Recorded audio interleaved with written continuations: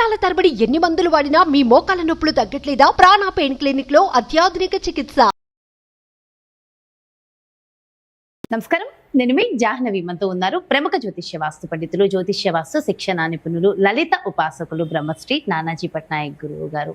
అయితే ఇప్పుడు present trending topic ఒకటి నడుస్తూ ఉంది కదా, అఘోరీ గురించి. మరి అసలు పూర్తి వివరాలు సవివరంగా గురువుగారు మాటలు అడిగి తెలుసుకుందాం. నమస్కారం గురువుగారు. శ్రీమాత్రే నమః. గురుగారు, ట్రెండింగ్ టాపిక్ ఇప్పుడు ఎక్కడ చూసినా అఘోరీ టాపిక్ విపరీతంగా సంచలనం అవుతోంది. అయితే అసలు ఈ అఘోరీ ఈ మధ్య కాలంలో విపరీతమైన సవాళ్లు చేస్తున్నారు. అసలు అఘోరీయే కాదని కొందరు అంటుంటే, నేను అఘోరీనే, నా వెంట ఎవరైనా పడ్డా, నన్ను ఎవరైనా అన్నా వారి ఎటు కాకుండా అయిపోతారని శాపనార్థాలు పెట్టడం దగ్గర నుంచి, మళ్ళీ తర్వాత చూస్తే నేను ఈ నెలాఖరికి వస్తా దీపావళికి, నన్ను నేను దహనం చేసుకుంటాను, ఇలాంటి మాటలు కూడా అతను అనాలో ఆమె అనాలో వాళ్ళ నోటి నుంచి మాత్రం, అఘోరీ నోటి నుంచి మాత్రం ఇవన్నీ కూడా వింటున్నాం. అసలు ఎందుకు సడన్ గా ఇప్పటి వరకు ఎప్పుడూ లేని ఒక అఘోరీ ఇలా రావడం ఏంటి? విపరీతంగా ఆమె హల్చల్ చేయడం ఏంటి? అసలు ఇందులో వాస్తవం ఉందంటారా లేదంటారా? దీని మీద కూడా విపరీతమైన వీడియోలు వచ్చేస్తుంది. అవునమ్మా, అంటే ఈ ఒక్క అఘోరీ కాదు, ఈ రాబోయే 6 months లో ఇంకా చాలా మంది బయటకు వస్తారు, వస్తారు, బయటకు రావడం జరుగుతుంది. కొన్ని డిఫరెంట్ అంటే ధర్మ సంస్థాపన కోసం అని అలా కొంతమంది బయటికి రావడం, కొంచెం రచ్చ అనేది ఉంది చెప్పాలంటే, ఒక ముక్కలో చెప్పాలంటే. దీనికి ఏమైనా గ్రహాల కారణం ఉంది, గ్రహాల కారణం. ఎందుకంటే నీచబడ్డ రవికి, నీచబడ్డ కుజుడు దృష్టి వల్ల ఇదంతా జరుగుతుంది. కొంచెం అంటే ఒక రకమైనటువంటి వాతావరణం క్రియేట్ అవ్వాలని మనం ఆల్రెడీ చెప్పుకున్నాం. నీచబడ్డ 2 గ్రహాలు చూసుకుంటున్నాయి, కొంచెం ఇట్లాంటి సంఘటనలు జరుగుతుంటాయి. ఇది ఒకటే కాకుండా అగ్ని ప్రమాదాలు కూడా జరిగేటువంటి ఛాన్సెస్ ఎక్కువగా ఉంటుంది కాంబినేషన్స్ ఉన్నప్పుడు. కొంచెం యుద్ధ వైఖరి, అగ్ని ప్రమాదాలు ఉంటాయి. అయితే ఇక్కడ ఈ అఘోరీ పాయింట్ కనుక చూసుకున్నట్లయితే, ఫస్ట్ ఆఫ్ ఆల్ ఖచ్చితంగా అఘోరీనే, అందులో ఎటువంటి డౌట్ లేదు. ట్రాన్స్జెండర్ కాకపోతే, అంటే శ్రీనివాస్ అనే వ్యక్తి ట్రాన్స్జెండర్గా మారాడు, అతను అఘోరీయే, అందులో ఎటువంటి సందేహం లేదు. ఏదో ఊరికనే డూబ్ అఘోరీ అయితే కాదు, అవి ఖచ్చితంగా ఒరిజినలే. కాకపోతే ఇక్కడ ప్రాబ్లం ఏమొస్తుందంటే, కొంతమందికి సబ్జెక్ట్ ఉన్నా మాట్లాడడం తెలియదు, సమాధానం చెప్పడం తెలియదు. ఏవేవో అంటే ఆవిడ ఏజ్ కూడా సంథింగ్ 27, 28 అని చెప్పి చెప్పడం జరిగింది, ఏదో వీడియోలో నేను చూసా. నేను కనుక్కున్నా, యాక్చువల్గా నిజంగానే మీకు కార్డు ఉందా? దానికి ఒక కార్డు ఉంటుంది, యాక్చువల్గా కార్డు ఉండడము, దానికి ఒక సెక్షన్ అన్నీ ఉంటాయి, అందులో ఎటువంటి సంశయం లేదు, అఘోరీనే.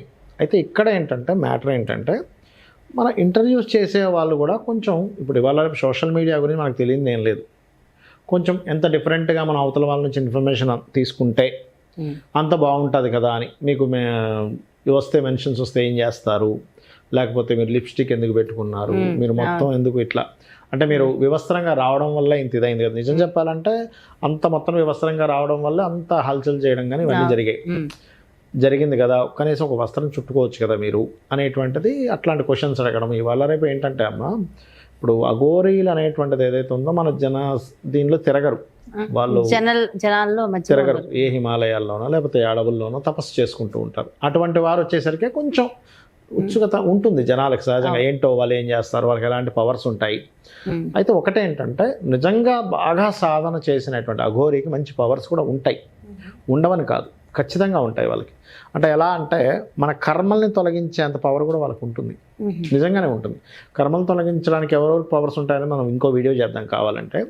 కాకపోతే నేను అనేది ఏంటంటే, ఆవిడేదో ఇందాక మీరు ఏదో అన్నారు, ఏదో వచ్చి దహనం చేసుకుంటాను, ఈ కుజుడు నీచబడి రవి నీచబడ్డప్పుడు ఇలాంటి సంఘటనలు కూడా జరుగుతాయి. అయితే ఆమె దహనం చేసుకుంటుందా లేదా అంటే ఆవిడ జాతకం చూసుకోవాలి మనం. ఎవరైనా సరే ఇప్పుడు చూడండి, దహనాలు అవి చేసుకుంటూ ఉంటారు వచ్చి, కొన్ని అంటే ఎమోషన్కి గురైపోయి. అప్పుడు కానీ నా అంచనా పరంగా అయితే ఆవిడ చేసుకోదని అనుకుంటున్నాను నేను. ఎందుకంటే కొంచెం నాకు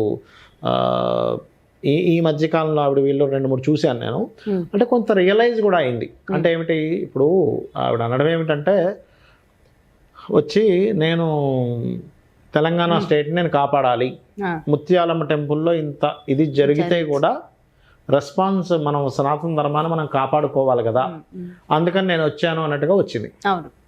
అయితే ఇక్కడ ఏంటంటే, కొంతమంది యాంకర్స్ వేసిన ప్రశ్నలు కావచ్చు, ఇంకొంతమంది చేసినటువంటి కొన్ని వీడియోలు కావచ్చు, అవి కొంచెం జనాల్లో కొంచెం డిఫరెంట్గా వెళ్ళడం, ఈవిడ నిజంగా అఘోరియా కాదని డౌట్ రావడం. ఎందుకంటే ఇప్పుడు చూడండి, ఇప్పుడు మీరు ఉన్నారు, నన్ను ఆస్ట్రాలజీ గురించి ఏదైనా క్వశ్చన్ వేస్తే వెంటనే చెప్పేస్తే ఆస్ట్రాలజీ గురించి మేషం తర్వాత ఏంటండి అంటే నేను మేషం తర్వాత ఏదో ఉంటుందండి అంటే అయిపోయింది. ఇదేంటి వీడికి మేషం వృషభం మిథునం కూడా రాదా అని డౌట్ వస్తుంది.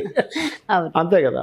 అట్లా ఏంటంటే అలాంటివి కొన్ని సంఘటనలు జరిగాయి కొన్ని ఇంటర్వ్యూస్లో, కానీ అవి అఘోరి కాకపోలేదు. నిజంగా కూడా అఘోరియే.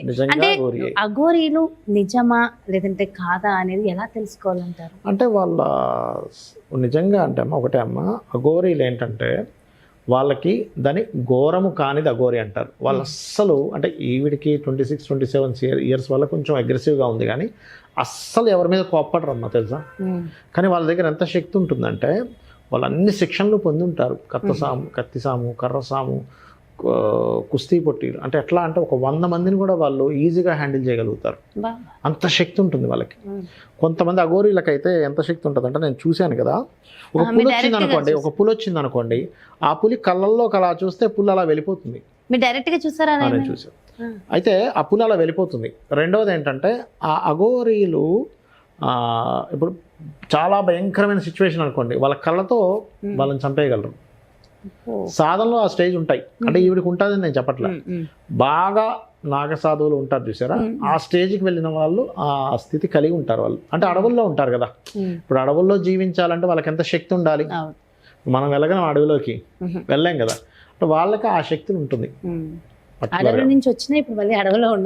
ఉండలేం. అలాగే ఇంకోటి ఏంటంటే ఈ దేశానికి ఒక ఇది చూపించడానికి ఇంకొంతకాలంలో, కొన్ని సంవత్సరాల్లో, కొంతకాలం లోపల అందరు అఘోరీలు ఒకసారి వచ్చి సంథింగ్ ఒక సిచ్యువేషన్ ఒకటి ఏర్పడబోతుంది అని మాత్రం నాకు అనిపించింది. నిజంగానే తెలంగాణ రాష్ట్రానికి ముప్పు ఏర్పడే అవకాశాలు ఉన్నాయంట. ముప్పు అంటే ఇక్కడ ఒకటేనమ్మా, ఇప్పుడు ఇది మనకి సంవత్సరం ఏం సంవత్సరం ఇది? క్రోధినామ సంవత్సరం. మనం స్టార్టింగ్ నుంచి చూస్తున్నాం, అసలు సంవత్సర పంచాంగంలోనే చెప్పుకున్నాం ఇదంతా గొడవలు అయ్యేటువంటి సంవత్సరము అని మొత్తం చెప్పుకున్నాం. అందరూ చెప్పారు. నేను ఒక చాలా విపరీతమైన సిచ్యువేషన్స్ అలాగే ఉంది. ఒకటి అయిపోగానే యూట్యూబ్ లో ఇంకోటి స్టార్ట్ కదా, అలా ఒకటవగానే ఒకటి అవుతుంది అంటే దాని అర్థం కాలమహిమ, దాంతోపాటు గ్రహమహిమ. దానికి తగ్గట్టుగానే గవర్నమెంట్ దగ్గర నుంచి మనుషుల దగ్గర నుంచి అందరికీ ఎందుకు జరుగుతున్నాయి అంటే because of planetary combinations and planetary systems. నాకు తెలిసి నా చుట్టుపక్కల ప్రతిదీ గొడవ అవుతూనే ఉంది, ప్రతిదీ కూడా గొడవ అవుతూనే ఉన్నాయి. నాకు తెలిసినంత మటుకు నాకు తెలిసి కూడా చాలా జరుగుతూనే ఉన్నాయి. తెలియకుండా మన లైఫ్ లో కూడా ఏవో కొత్త చేంజెస్ విపరీతమైనవి జరుగుతూనే ఉన్నాయి కదా. క్రోధినామ సంవత్సరం ఎఫెక్ట్ అంటారా? అవునమ్మా, క్రోధినామ సంవత్సరం ఎఫెక్ట్. ఓకే, ఓవరాల్ గా ఇంకా కూడా జరిగే అవకాశాలు మాత్రం ఉన్నాయంటారు. సో అఘోరియే, అందులో మనం సందేహపడాల్సిన అవసరం లేదు. అయితే విపరీతంగా మీరు అన్నట్టు ముత్యాలమ్మ ఆలయం గురించి మాత్రం బాగా పోరాడుతున్నారు. అవునమ్మా, సామాన్య ప్రజల్లో కూడా బాగా చైతన్యం వచ్చింది. అలాగే పోరాడాలి, లేకపోతే ఏమైపోతుందంటే మన హిందూ ధర్మం ఎటుపోతుందో గుళ్ళు కూడా లేపేస్తారు. ఇవాళ అక్కడికి వెళ్ళి వాడు ఆ పని చేసాడు, గేటును తన్నాడు, రేపొద్దున గుడిని కూడా తీసేస్తారు. అంత దారుణంగా ఉంటుంది పరిస్థితి. కాబట్టి ఇది అన్ని మతాలు గౌరవించుకోవాలి ఒకరికొకరు.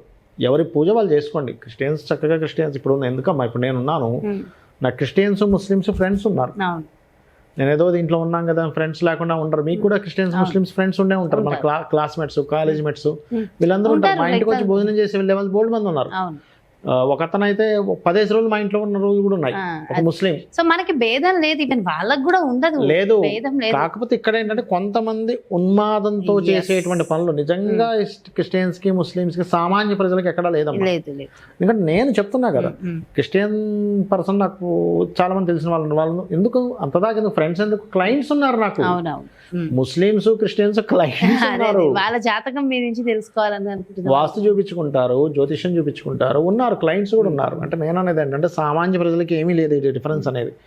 కొంతమంది కొన్ని ఉగ్రవాదాలు కావచ్చు, కొన్ని ఉంటాయి చూసారా, వాళ్ళు కావాలని మన ఇండియా ఎదగకూడదు అనేటువంటి ఒకే ఒక భావనతో మధ్యలో ఇట్లాంటివన్నీ పెట్టడం, గొడవలు చేయడం జరుగుతుంది. కాబట్టి ఇలాంటి విషయాల్లో మన ఎవరికి వాళ్ళు అవేర్నెస్ తో ఉంటే ఎక్కువ అనర్థాలు జరగకుండా. ఎగ్జాక్ట్లీ చాలా మంచి విషయం తెలియజేశారు. అండ్ ఇంకొంచెం జాగ్రత్తగా ఉంటే ఇంకొంచెం బాగుంటుంది. Thank you so much Guruji. నమస్తే. శ్రీమాత్రే నమః. చూసారు కదండి, మరి అఘోరి అన్నట. అలాగే మరి ముత్యాలమ్మ ఆలయానికి సంబంధించి కూడా మన అందరం కూడా ఇంకెంత అవేర్నెస్ తో ఉండాలనేది చాలా చక్కగా ఎక్స్ప్లెయిన్ చేశారు కదా గురుగారు. సో డెఫినెట్ గా మనం మన సనాతన ధర్మాన్ని, మన హిందూ ధర్మాన్ని మనం కాపాడుకుందాం. మరో ప్రత్యేకమైన కార్యక్రమంతో మళ్ళీ మీ ముందుకు చేస్తాను. నమస్తే.